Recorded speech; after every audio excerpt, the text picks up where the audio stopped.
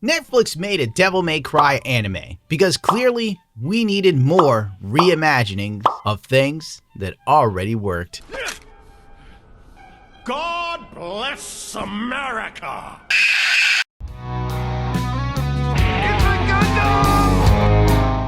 I grew up with the franchise. Dante flipped through the air with stylish flair, juggling demons with ebony and ivory. That's problematic now.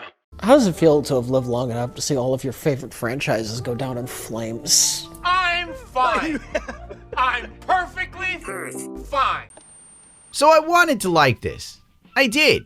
Instead, we got a Netflix adaptation. Now I know some of you don't consider this to be an anime, but for the sake of simplicity and laziness on my part, I will refer to it as an anime throughout the video, triggering countless millions. Just kidding, it'll only be 5 of you. The art is decent most of the time. There are the few less than appealing CGI demons, because of course there are. Have to save money somewhere, but it goes to show you that you can polish a turd. But at the end of the day, it's still a hunking nugget of shit. That is very profound. Lore shakeup. One of the biggest changes the anime makes, it rewrites the very nature of hell itself. In the game, demons are otherworldly monsters. Demons, corrupt, evil beings from a parallel realm that technically inhabit our own and influence mankind a little bit, but whatever. Mundus, Sparta, the Timen Negru. You have no idea how often I practice saying that to avoid pulling a dark side Phil. Arnold Filzen. He's not funny at all. All of that was built on the idea that demons were just demons. Evil, powerful, and not formally your next door neighbor. Not only is that true to the game, it tends to be almost a universal truth of everything, including every religion imaginable. And they don't agree on anything else. In the anime, demons are mutated humans, tragic figures, victims. Hell is not a prison anymore. It's a refugee camp. By episode 5, the show straight up tells you that humans are worse than demons. If demons aren't evil, then what's the point of a demon hunter? You see? It's like rewriting Resident Evil, so that the zombies just want a hug. You can do it, but why are we here again? Much like Cowboy Bebop and Resident Evil before it, Devil May Cry is now made for the modern audience. The continuity is all over the place. Like Alive from Dark Side Phil. It takes place before Devil May Cry 1. But it also takes place kinda during the same time as Devil May Cry 3. But the events that unfold are lifted from the 2-volume manga and Devil May Cry 3. Got it? Good! I'm glad you're keeping up with me. Alright, to make it simple for boomers, it would be like watching a remake of Star Wars, A New Hope, but it takes place before A New Hope, while at the same time during Empire Strikes Back. And then you jump right to Return of the Jedi. When the show launched on Netflix, they went on a very bizarre, and I dare say blitzkrieg cringe campaign. I think the VTuber thirst trap attempt alone was An unforgivable offense, and whoever came up with this should be fired immediately. And never, ever work in anything again remotely involved in Japanese manga, animation, or video games. You are a criminal of the highest order. Yeah, the only trap I care about is the trap I set for demons. Get him out of here. Get him out of here! setup and sulking. Things start off interesting if you don't know anything about Devil May Cry. Oh yeah, it's a rockin' good time. But if you're a big fan of Devil May Cry, this is a slap in the face. The White Rabbit from the 2-volume manga is now the main bad guy. This is a total retcon of the highest order. In the manga, Rabbit is literally a stuffed puppet controlled by Arkham, aka Lady's father, who had multiple personalities. Maybe I'll explain it later, but not right now. In the show, Rabbit is a radicalized demon human looking to take the Earth for the oppressed demons in an alternate dimension, the Makai. Fans speculate that this character is a self-insert for the director, and I can totally see it. Have you seen how this guy rolls? He went to the WWE posing like Michael Jackson at the beginning of the Thriller tour. Like the people there knew who he was or cared. I would play you the clip, but it's absolute cringe, one. And two, Netflix and the WWE constantly copyright this damn thing. It's just that good. Ugh. Rabbit has one too many anti-American level rants for my taste. God bless America! Look at it. The spectacle of prosperity built on the misery of an unseen world. America deserved 9/11, dude. Get him out of here! Rabbit must love watching Hassan Piker streams or something, dude. It's insane. Now, you might think I'm being facetious, but they literally put Asmongold in the damn show to symbolize the far-right grifter. The last time a show had enough stupidity to do something like this, it was She-Hulk, when the writers wanted to dunk on Doomcock. And we all know how that ended for the show. Long story short, Rabbit isn't that important, but for some reason this show, he's amazing. How stupid do they think we are, folks? Huh? This was a strike against God himself! Carried out by a sophisticated network of terrorist demons from hell! Dante's introduced, sort of. He says maybe 10 words. The pacing is slow. The animation at times is very limited. To very clean during some of the faster paced moments, the vibes are dark and moody. But they forgot the fun. This never happens to me, I swear.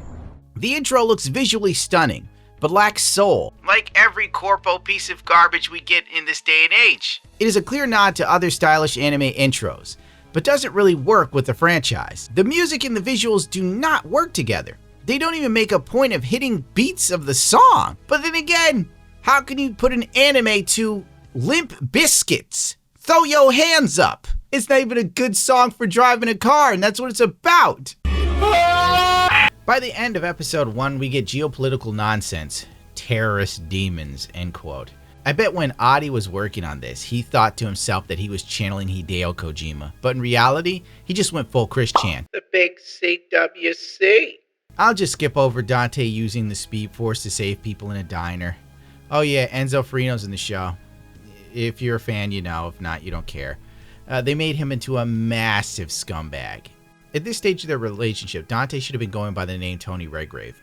But this is the Netflix show, baby. They like to fly fast and loose with the established lure. Enzo sets up Dante for a sting operation like a massive narc, but he redeems himself by sacrificing his life for no reason in the final episode. Enzo's alive in normal Devil May Cry canon.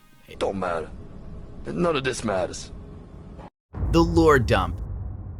Enter girl boss lady. Let them fight over who's the baddest dude in the room. We know who it really is. Lady shows up immediately, dominates the narrative. Dante gets sidelined. I don't feel bad. I heal extremely fast. Like a superhero. We get a bunch of exposition and very little action. It's like they skipped the foreplay and just started reading an instruction manual. Lady easily makes off with Dante's coveted necklace and tricks him into a camouflage van using nothing but girl power.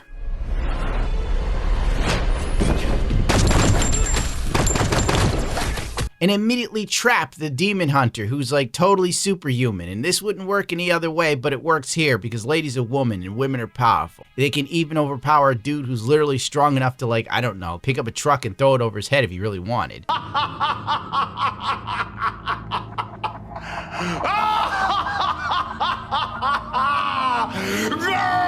power! Oh, God.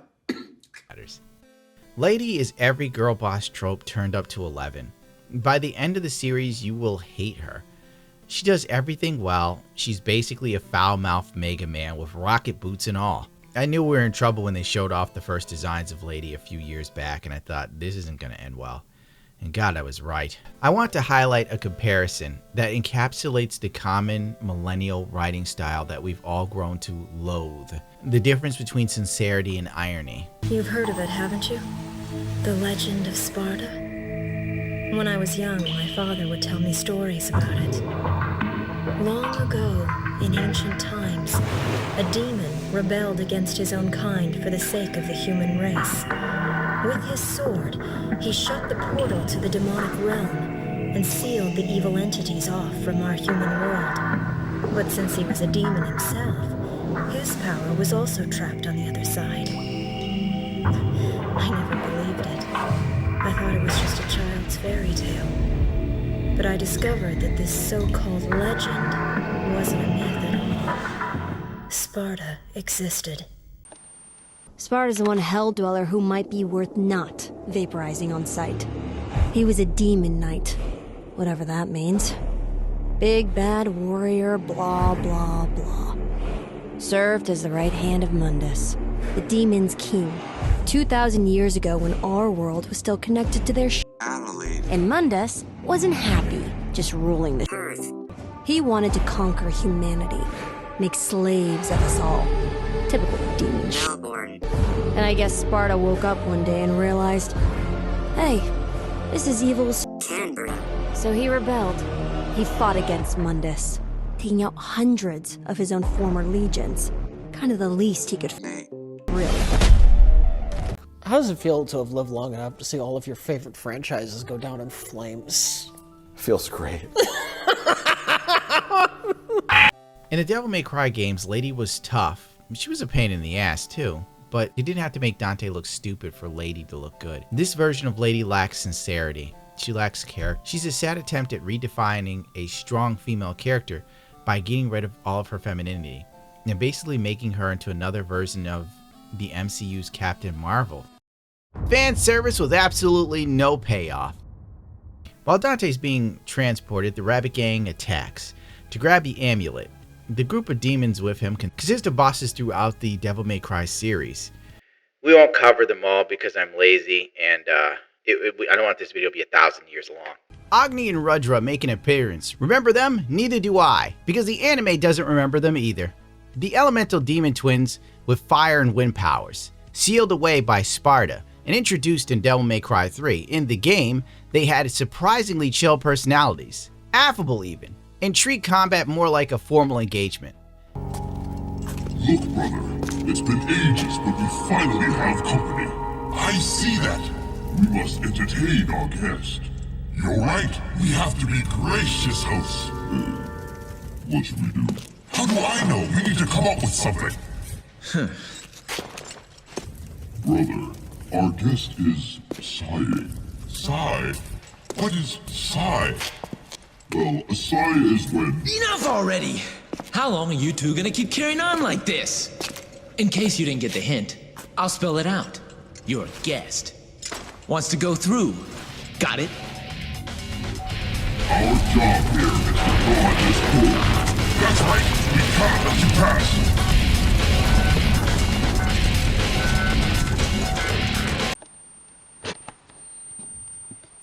They weren't evil per se, just doing their job as gatekeepers. And when Dante defeated them, they chose to become his weapons, impressed by his strength and spirit. Damn, he's cool. In the anime, they show up, swing a few swords, and then they die. There's no build-up, no context, no character depth, no charm, no humor, no unique dynamic. That's all gone. Given this show's desperation to show how good demons are, their appearance was a golden opportunity to show that not all demons are mindless monsters, but the show completely whiffs it. But, on the other hand, where the show fails with storytelling, it succeeds in giving you that early 2000s mix CD. You got Papa Roach, you got Limp Bizkit, you got some Korn. It's wonderful, isn't it? It's wonderful. Of course, Lady survives fighting all of these demons by herself at once. This show is hot, wet garbage. The motorcycle chase scene shows the people working on this show don't even know how motorcycles work, dude. Dante is revving the engine using the clutch side of the handlebar right after the demons say, damn, he's cool. Oh, and the motorcycle chase scene is all to a techno version of Papa Roach's only hit song. I don't know the damn name. I'd also like to point out the creatively bankrupt buff chick who is a clear clone of Zarya, even down to having a cross-shaped scar on the right side of her head. Like, really, guys? Really? Segura show! Tragedy demons. We dive deeper into the whole demons are like people angle, while following Lady for most of the episode. Some demons just want to live in peace now. Don't you understand, you bigot? It's an allegory for today. And the border, don't you get it? You racist homophobe? Anyway, where's Dante? Who cares? He's a man. Apparently, we cut back to him struggling with his own fight with Agni and Rudra on the plane. But it seems Lady has taken over the narrative. She's the important character now, dude. This is no longer Devil May Cry. This is the Lady show now. As we are being introduced to the sympathetic demon race known as the Makai, the audience is wondering what the hell happened to the franchise. Humanity is the real monster. This is where the tone shifts and becomes undeniable. The message is loud and clear. Humans are the real evil. Even the demons look confused. The anime tries to tug on your heartstrings, but this is Devil May Cry, not the good place. Lady begins referencing the Makai like it's a slur to call them demons. Dante goes full Devil Trigger and gains nothing. He still gets tossed around. Lady, meanwhile, leads the charge, comforts the Makai, and is even the one to save Dante, because clearly he can't be trusted with his own character arc. Rabbit's Joker moment. This is where the plot officially unhinges itself and swan dives the franchise. This entire episode is an exposition dump trying way too hard to humanize the White Rabbit. Yes, the same character who opened the show by indiscriminately killing people. But to be fair, they were mercenaries that indiscriminately killed people. Turns out he's just a misunderstood pacifist who lived peacefully with the demons and wears a fully functioning stitched-on rabbit mask for trauma reasons, I guess. In the manga Volume 2, Rabbit was a puppet. This series took a great villain from Devil May Cry 3 and managed to then make him an afterthought in favor of a character that played such a small role in the Devil May Cry lore overall. It's like making Silver Surfer a woman because she existed in 5 pages of an Earth X comic book. Arkham sacrificed Mary's mother to gain demonic power. He's obsessed with becoming a god in the Legend of Sparta. Instead, he gains power, but not what he set out to have. And let's face it, Arkham's clown split personality from Devil May Cry 3 would have been more interesting than a radical rabbit terrorist angle.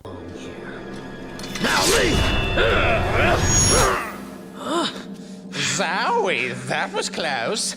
But you've taken quite a trouncing today, haven't you, Virgil? You could have chopped me into confetti by now if you were in tip-top condition. Damn you.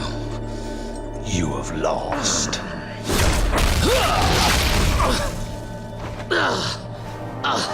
Because you underestimated humans.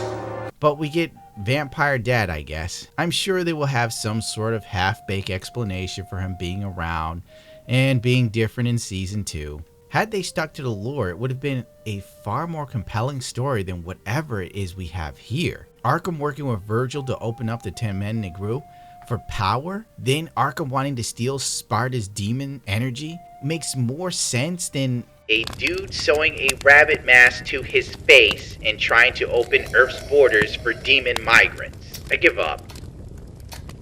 This is fine. The tone is whiplash-inducing. 1 minute we're watching Lady's team commit what is essentially a demon refugee, and the next we're being told the real monsters were humanity all along. The show presents the Makai like they are Ewoks, perfect peaceful creatures who just want to vibe. The demon realm itself looks like a bright Pixar cartoony world, in stark contrast to the gritty black and white aesthetic of the human realm, because nuance is dead. And we also get Lady's dad turning into a demon for reasons. And somehow this all weaves back into Rabbit's origin story, which is supposed to make us feel something. It doesn't. It's his "No, we're living in a society" moment at 18 minutes and 22 seconds of the episode. And it plays like somebody took too many nods from the Joker. Oh, and remember when Lady was shocked to learn about the existence of the Makai? Yeah, now we find out she already Makai refugees before with extreme prejudice. Continuity? What's that? Hell if I know, have some Limp Bizkit. This entire episode was hard to get through. Dante doesn't even show up. Why did this need to be wedged into the franchise, built on demon slaying, bravado, and swords? And not to mention, stylish, leather trench coats. The girl boss awakens.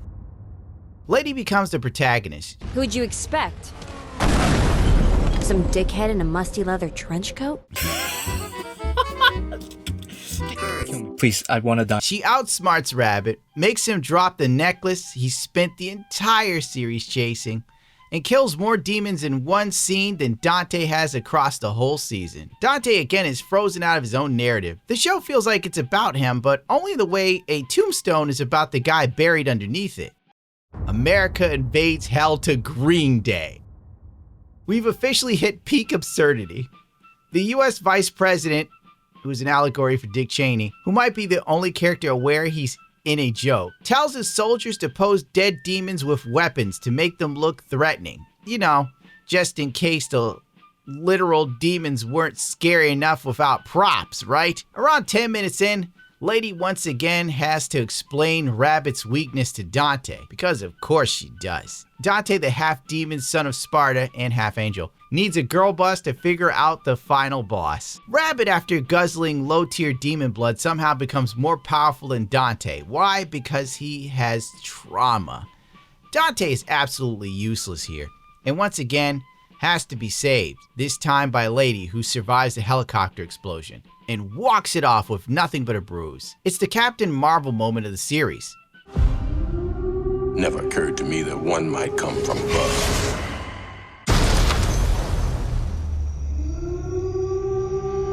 She saves Dante with a single shot, by the way. He was almost totally toast from Rabbit, but thank God behind every strong man there's an even stronger woman, am I right? And then, American Idiot by Green Day starts playing as the US Army invades hell and slaughters demons. Yes, this really happens. It isn't satire. They're trying to be serious. The show ends with Dante still barely functioning, Rabbit defeated, and Virgil showing up in Nello Angelo armor to pledge loyalty to Mundus. What a setup for season 2, because clearly we all need more of this. At the end of the episode, we get a monologue about being a black man in America. Ironically, it's not much different than being a migrant demon. He would have... So, you agreed to help him unleash hell on Earth. You think hell on Earth would be that different from my life now? I did what I had to do to protect my kids! This war they never give a damn about us! Trump's America now, boy. It sure is. And then the war crimes on hell begin. And Mundus actually becomes like a freedom fighter because he sends Virgil to save people. It's really weird. Now I'm saying this out loud. Dante in the games is a walking one-liner factory with enough personality to punch God in the face. In the anime, he's a borderline mute and kind of a wimp. People say it's a younger version of him, but that doesn't explain the complete lack of charisma. He's not cool.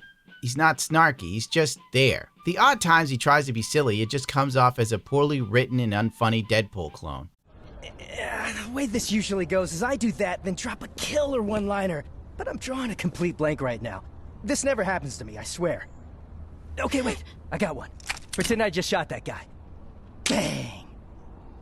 Man, Skeletor did not hold up since the 80s. Lady tosses him into the back of a van at any time she feels he's causing too much trouble. She puts him in a timeout. Lady, on the other hand, gets a glow up and then some. She's stronger, smarter, more efficient. If this were a spin-off called Lady May Cry, it might make sense. But here, she overshadows the protagonist. Her abilities are basically plot armor with lipstick. The anime wants her to be the smartest and strongest person in the room. But she's only smart and strong because the writers make her so. Everyone else is weak and dumb. The original series, Lady could already hold her own against most demons. She didn't need to have a rewrite to be a superhuman. She was plenty witty, strong, and charismatic. Prior, she was able to be a badass without having to lower Dante to achieve this. They were both individually strong characters. But the show does the usual trope of modern superhero movies and films made in America. In order for the female character to shine, the male character must be diminished. Final verdict. So why the good reviews, you may ask? Easy. People who don't know Devil May Cry think this is just another edgy demon anime. But for fans of the franchise, this feels like a hollow shell with a designer jacket. Stylish, yes. Studio Mir is an inherently talented studio, but in terms of substance, there is nothing here. It is a polished turd. It's not the worst thing ever made. Some action scenes are slick. Studio Mir did their job, but the writing, the lore, the characterization, they missed a point and then some. It's another IP grab that completely lost the plot and what made the original IP so good. The series ends with a glimpse of Virgil. The bad news is that they're planning to make a season 2 of this dumpster fire. The show is spearheaded by the director who's still living in the early 2000s. The series almost becomes self-aware when the vice president says, "Refugees from hell? Isn't that contradictory?" In 2025, we're deconstructing heroes and making all villains sympathetic. I got nothing for this. I'm out of here.